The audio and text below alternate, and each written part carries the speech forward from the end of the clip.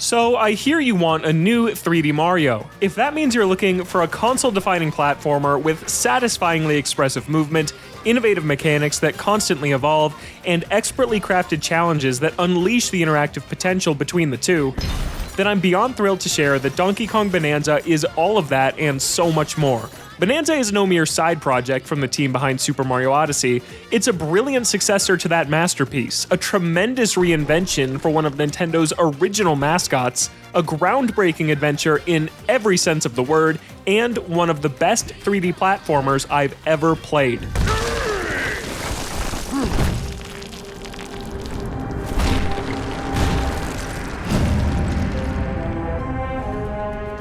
Bananza wonderfully honors DK's various incarnations over the decades while also fearlessly punching through a mountain to forge its own path.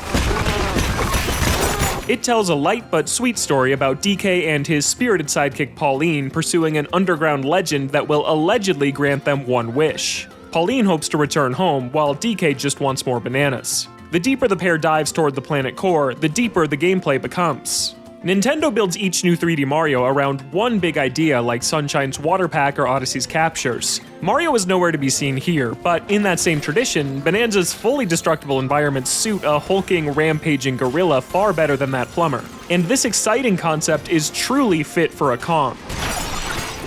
Practically everything in this world is designed for DK to punch and break, and the extent to which Bananza commits to letting you tear through its environment is both technically impressive and a ton of fun. DK is powerful, and that's regularly reflected across a fresh set of abilities that are endlessly enjoyable to pull off. Simply tearing a chunk from the ground, which you can do almost anywhere, leads to so many dynamic possibilities. DK can hurl it at airborne enemies, swing it to break through walls, bounce off it to double jump, or surf on it to get around faster and safely cross dangerous terrain. When he's empty-handed, he can punch in any direction, slap the ground to instantly gather loose gold and reveal nearby collectibles, and perform a satisfying roll-jump-roll combo cut from the same cloth as Mario throwing Cappy and bouncing off him for extra distance. Plus, he takes a page out of Link's book and can climb basically any non-slippery surface, granting an extra sense of freedom to the entire journey. Crunchy sound effects that change depending on the material DK's interacting with make it even more entertaining to wreck stuff. Like the loud crumble of breaking down a sturdy wall of stone, or the juicy splash of tearing into a watermelon. The controls for doing all of this are so polished, too, and when you chain together a combo, everything sings in perfect harmony.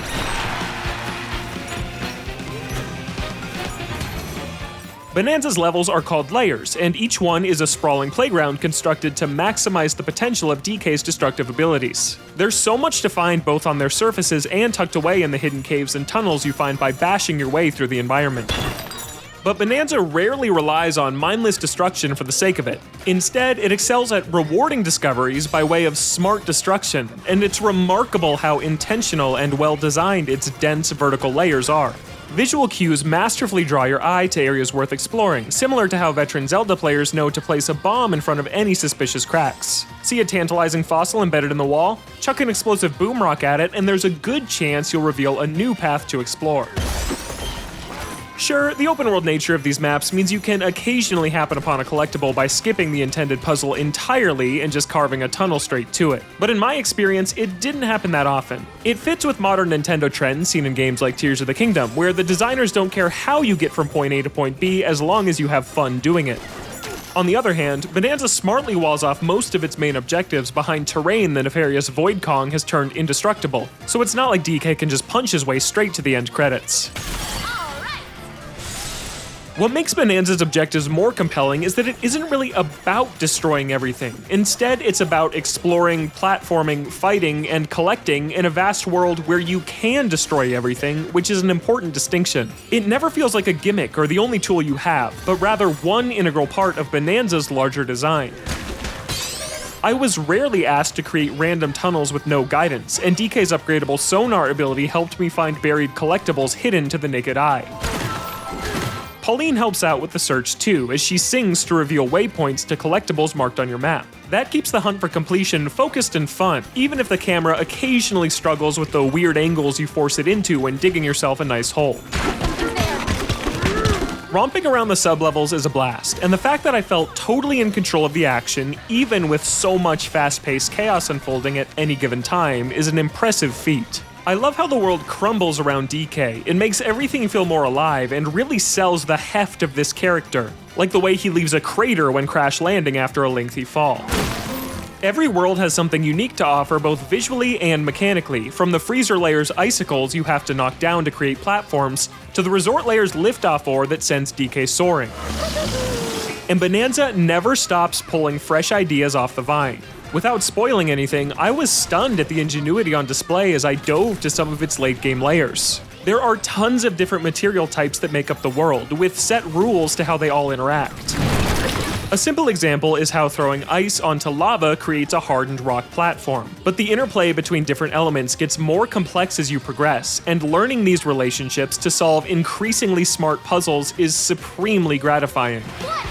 Those puzzles are often found in standalone challenge rooms scattered across each layer. There's a nice mix of fights, logic puzzles, and platforming sequences that offer a welcome change of pace from the open-ended explorable layers themselves. I was consistently impressed with how the challenges take full advantage of Bananza's systems. After more than 50 hours, I'm still finding new challenge rooms that mix and match enemies, materials, and abilities in brand new ways. One of my favorites is these boxes of blue and pink slime that are inverses of each other, where destroying one fills in the matching part of the other. Bananza builds several brilliant puzzles off this one idea and gets similar mileage out of every toy in its toy box, forcing me to think about something I'd already seen before in a new way. On its own, exploration is gratifying, but it helps that there are great rewards for finding Bananza's heaps of collectibles as well. Fossils are used to buy region-specific outfits that give you perks and a fun, fresh look. You'll also collect mountains of gold, and while I was swimming in cash for the first several hours, trust me when I say collecting as much as you can will be worth it in the end. But the main collectibles are the Banandium gems, which are comparable to Odyssey's power moons in that they're plentifully stashed around in places that are often challenging to reach. Unlike Odyssey, though, Bananza doesn't require you to gather a certain number of gems before moving on to the next area. Instead, collecting 5 earns DK a skill point, which can be used to upgrade his health, moves, and Bananza transformations. The skill tree doesn't have a ton of surprises, but it's nice knowing that grabbing a gem is always working toward a specific short-term goal. There are tons of gems to find too. There's a banana! I had found literally hundreds by the time I cleared the main story after 20 hours. I've spent 30 additional hours collecting hundreds more, and likely have several hours left to reach 100% completion. It's a massive undertaking, but with how enjoyable Bananza is, I'm not slowing down until I've collected every last one. It's easy to track your progress as well, with a helpful list of your gems in each layer and this really cool 3D map that accurately reflects the current state of the terrain you've destroyed. Unfortunately, that map does occasionally suffer from minor frame rate drops, as does the rest of Bananza. The action generally stays at a solid 60 FPS docked or handheld, but it can briefly dip below that when you're going crazy with the destruction. It's not great that we're already talking about any amount of performance issues on Nintendo's brand new console, but it's never too noticeable or distracting either. Besides, it's easier to forgive the occasional dropped frame when it's because so much beautiful chaos is happening at once. And the ambition of this fully interactable, destructible world is definitely worth that trade-off. Bananza really does look great, with expressive animations for DK himself, and colorfully detailed environments, NPCs, and enemies. It also constantly pulls inspiration from DK history, with fallen girders from the original Donkey Kong arcade game, and side-scrolling segments that reference classic Donkey Kong Country levels, including a lovely arrangement of Stickerbush Symphony that's just one tune in Bananza's awesome soundtrack.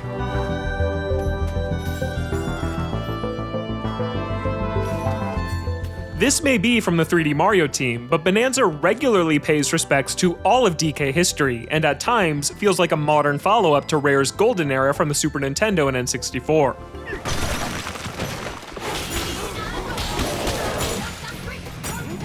Some of the flashiest moments happen during DK's Bananza transformations, a variety of time-limited power-up states. Kong Bananza is essentially a souped-up version of DK, who can disintegrate harder materials you'd usually need a boom rock to break through. Zebra Bananza is all about speed, while Ostrich Bananza lets you glide through the air. The character designs are hilarious, and each Bananza is accompanied by a catchy tune performed by Pauline.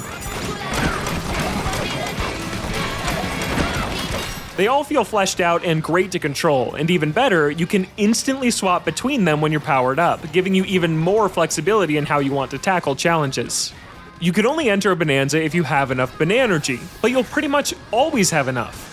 Admittedly, this can sometimes trivialize otherwise interesting puzzles in the overworld. For example, the puzzle to grab this gem surrounded by poison water can be entirely skipped by simply gliding to it. That fits with Nintendo's recent love of designing puzzles where any solution that works is a correct one, but Bananergy is so plentiful that using transformations can occasionally feel cheap compared to the fun of actually figuring an obstacle out. I was usually able to restrain myself from using these overly streamlined options, but if you were unable to resist Tears of the Kingdom's convenient but boring hoverbike, I could see them being a dangerous temptation.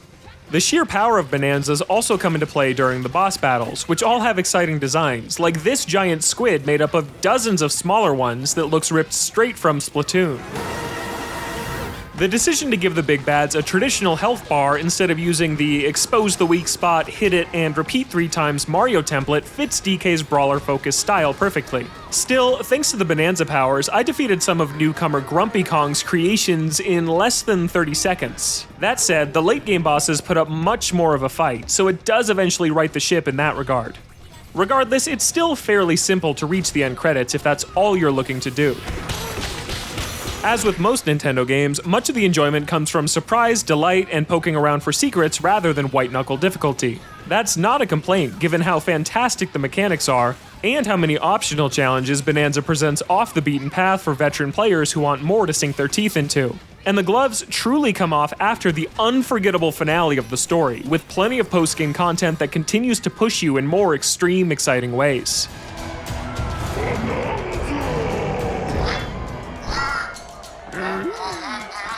The leader of the bunch is finally back to kick some tail in Donkey Kong Bananza, a brilliant successor to Super Mario Odyssey, and a smashing return for a classic Nintendo character. It was a bold choice to build the Switch 2's first 3D platformer around DK instead of Mario, but it's proven to be the best decision Nintendo could have made. DK's satisfying, expressive movement and powerful, dynamic abilities create a truly groundbreaking adventure. The ambitious, destructible layers of this underground world are densely packed with satisfying collectibles, abundant charm, and clever challenges that never seem to run out of smart ideas, even long after the credits have rolled. Bananza is a constant crescendo across its 20-hour campaign and beyond, with puzzle platforming concepts that only grow richer as DK and Pauline dive deeper toward the planet core. Every element comes together in complete harmony to create Nintendo's first Switch 2 masterpiece. Executive Reviews editor Tom Marks here with Logan Plant, our reviewer of Donkey Kong Bananza, to talk a little bit more about his platforming tastes, all of that. If you've probably seen Logan around, especially if you've been following our Switch 2 coverage. Logan reviewed Mario Kart World for us, also Donkey Kong Country Returns HD before that, so no stranger to this ape. First, let's talk about what are just some of your favorite 3D platformers, and what do you look for in the genre? Yeah, well, obviously the 3D Mario games is my favorite 3D platforming series. Odyssey specifically is my favorite 3D Mario game. I also love Galaxy 2 and 3D World, so more of a fan of some of the more recent 3D Marios. But I think what I look for in a 3D Mario and a 3D platformer in general is like really expressive movement that kind of allows for a lot of possibilities. Like Mario can backflip and wall jump and triple jump and do all these different things, and Donkey Kong can do that too. That's a big thing that you just heard me praise. And then outside of Mario, I really like the Spyro trilogy. I like the remake that they did of that a few years ago. And I really enjoy the whole Astrobot series. I was there early with the original Astro on PSVR. That game is amazing. I think that is my favorite VR game ever. And the things it does with 3D platforming in VR is really cool. And then Astrobot last year was really great too. If you had to pick between mechanics or level design, what do you think is more important in terms of, obviously they're both important, but yeah. What do you think is kind of wins out in your mind of really great levels but simple mechanics, or really interesting mechanics but fairly simple levels? Yeah, I think I like the really interesting mechanics side of it. I think that's why I prefer something like Odyssey and Bananza to Astrobot. Astrobot has amazing spectacle and really great levels, but his mechanics themselves is mostly running and jumping and hovering. But sure. Donkey Kong ripping chunks out of the ground and beating them against a wall and rolling off a ledge. There's so many options and choices, and this might be a cop-out, but the best is when they come together and those levels are are designed around those mechanics, which is what stuff like Odyssey and Bonanza does so well. Let's talk about Donkey Kong now more specifically. Obviously, I assume you're a fan of the Donkey Kong games, so what do you like about those specifically as well? Yeah, Tropical Freeze is my favorite 2D platformer of all time. I think that is just incredible level design,